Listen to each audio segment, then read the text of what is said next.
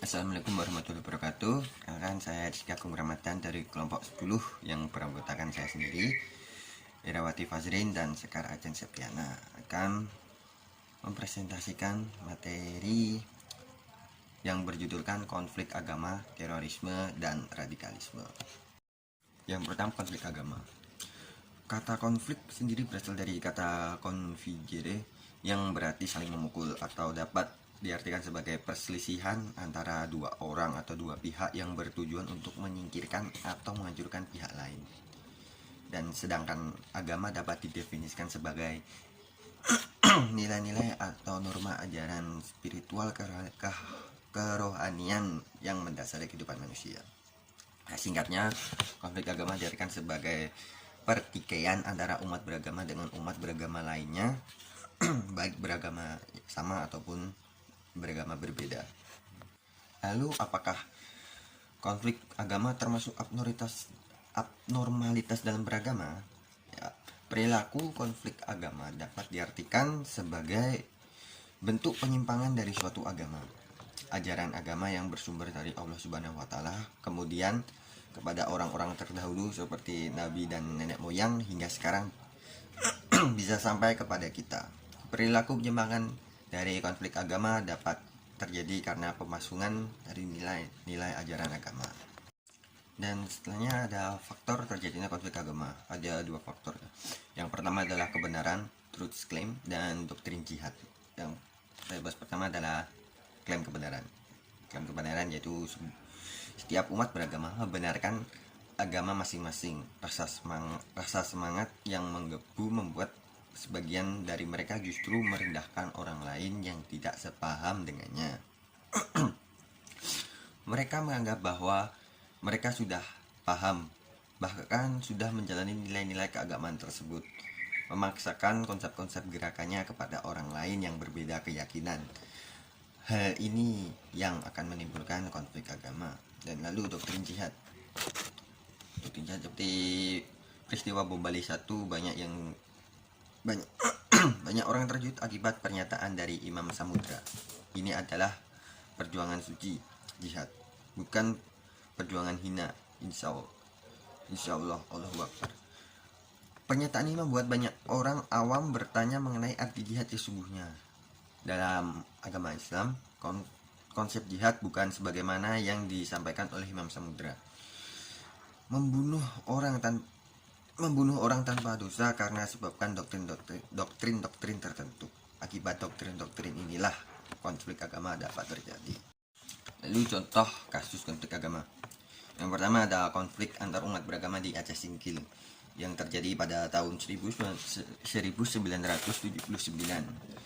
yang dikarenakan adanya rencana pembangunan Gereja Tuhan Indonesia GTI dan adanya isu adanya kristenisasi di Aceh Singkil. Pada tahun 1979 ada seorang umat Kristiani ingin mendirikan sebuah gereja di Gunung Meria, tetapi umat Islam di Aceh Singkil memprotes hal itu dan mengakibatkan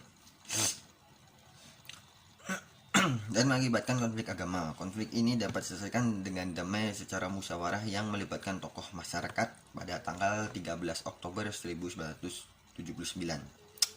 Dan pada tahun 1995 hingga 1998 terus-menerus terjadi kebakaran di gereja hingga pada tahun 2001 umat Kristen meminta bangunan gereja kembali untuk tempat ibadah mereka. Dan pada tahun 2012 kondisi masyarakat Aceh kembali memanas sebab terbitnya buku yang dianggap menghina agama Islam. Setelah konflik ini mereda, muncul kembali konflik pada tahun 13 Oktober 2015. Umat beragama semakin memanas dan kembali lagi membakar satu unit gereja di Desa Sukamakmur, Kecamatan Gunung Meriah. Kejadian ini bermula dari ketidakpuasan umat Islam terhadap pembongkaran gereja oleh pemerintah setempat. Dan selanjutnya akan dilanjutkan oleh teman saya. Konflik agama yang kedua yaitu konflik Poso. Konflik Poso ini bermula pada tahun 1992 ketika adanya pertikaian para keluarga petisi di Poso. pada tahun 1995 dengan dalih atas nama agama menjadikan masyarakat tidak terima dan ikut campur dalam konflik ini. Namun konflik ini dapat dengan cepat diselesaikan oleh kedua belah pihak. Pada tanggal 24 Desember 1998, konflik Poso kembali terjadi lagi dan lebih masif. Konflik ini berkaitan dengan perebutan kekuasaan dan ekonomi dengan mengatasnamakan agama. Konflik ini terjadi karena umat Kristen yang mayoritas penduduk di Poso tergantikan dengan datangnya umat Islam ke daerah tersebut dan mengambil alih kepemimpinan. Hal ini membuat penduduk asli yang mayoritas non-muslim merasa tersaingi. Konflik yang ketiga yaitu konflik Sampang. Pada tanggal 26 Agustus 2012, terjadi penyerbuan warga Syariah di Sampang oleh kurang lebih 200 orang yang mengakibatkan 2 orang tewas dan juga 15 rumah hangus. Konflik pertama kalinya sudah ada sejak tahun 2004, 2006 dan juga Desember 2011 dengan latar belakang yang sama. Orang yang memicu konflik sudah dijatuhi hukuman. Dari kabar yang beredar, konflik muncul karena hal asmara, tetapi dari berbagai penelitian menunjukkan bahwa faktor konflik ini adalah kebencian yang menyebarkan bahwa Syiah sebagai kelompok yang sesat dan menyimpang dari ajaran agama Islam. Puluhan ulama jauh sebelum terjadinya konflik mengatakan agar ulama menghimbau larangan aliran tersebut hingga menghapus sampai ke akar-akarnya. Terorisme dan radikalisme. Pengertian terorisme. Terorisme berasal dari kata to terror yang berasal dari bahasa Inggris, sedangkan dalam bahasa Latin disebut terre yang memiliki arti gemetar. Dilihat dari KBBI, kata teros adalah suatu usaha untuk menciptakan ketakutan, kengerian, dan kekejaman oleh seseorang atau sekelompok orang. Arti terorisme dalam istilah sebagai serangan-serangan terkoordinasi yang bertujuan membangkitkan perasaan teror atau takut, sekaligus menyebabkan korban masif bagi warga sipil dengan melakukan pengeboman. Radikalisme. Pengertian radikalisme. Radikalisme merupakan suatu aliran yang menginginkan sebuah perubahan sosial dan politik dengan cara kekerasan. Sedangkan dari sudut pandang agama, radikalisme merupakan paham keagamaan yang mengacu pada fondasi agama yang hampir sama dengan fanatisme. Kesimpulannya, radikalisme merupakan pandangan atau cara berpikir seseorang yang menginginkan peningkatan mutu, perbaikan, dan juga perdamaian lingkungan multidimensional. Selanjutnya, faktor-faktor terjadinya terorisme dan radikalisme. Terdapat 2 faktor, yakni yang pertama, deprivasi ekonomi. Hal ini juga disebut ketidakadilan ekonomi, berawal dari akibat frustasi sekelompok orang yang tidak bisa hidup dengan kekurangan ekonomi. Mereka sangat rentan terhadap perbuatan radikal yang pengaruh orang luar. Kebijakan pemerintah dalam bidang ekonomi mengakibatkan masyarakat tidak puas dan melakukan tindakan radikal pada diri seseorang. Yang keduanya, ketidakadilan politik. Dalam kelompok radikal, terdapat Front Pembela Islam, Majelis Mujahidin Indonesia yang menyatakan bahwa sistem politik tidak cocok di Indonesia karena berasal dari luar negeri. Dan mayoritas masyarakat Indonesia memeluk agama Islam, sehingga mereka menuntut untuk menjadikan agama Islam sebagai ideologi negara. Mereka beranggapan bahwa Islam merupakan sistem politik yang bisa membawa kemaslahatan bagi umat manusia. Pemahaman itulah yang menyebabkan terjadinya radikalisme. Baik, yang kemudian yaitu kasus terorisme dan radikalisme. Yang pertama, terorisme di Afrika. Apa yang terjadi di Afrika?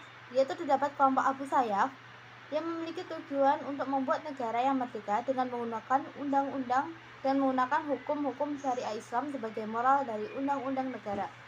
Sejak tahun 1991 hingga tahun 2000, kelompok ini sudah terlibat dalam 378 aksi terorisme, pembunuhan kepada warga sipil sebanyak 378, penculikan dan tuntunan uang sebanyak 640 kali dan penculikan sebanyak 2076 korban. Berikut aksi yang dilakukan oleh kelompok Abu Sayyaf. Yang pertama yaitu pada tanggal 4 April 1991, pengeboman menggunakan granat di kota Zamboanga, Filipina Selatan.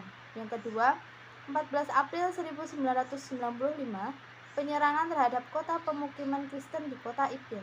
Kemudian yang ketiga, pada tanggal 23 April tahun 2000, menyerang resor wisata Sipadan.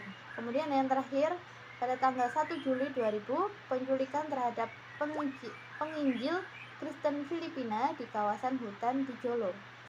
Kemudian yang kedua yaitu terorisme di Bima.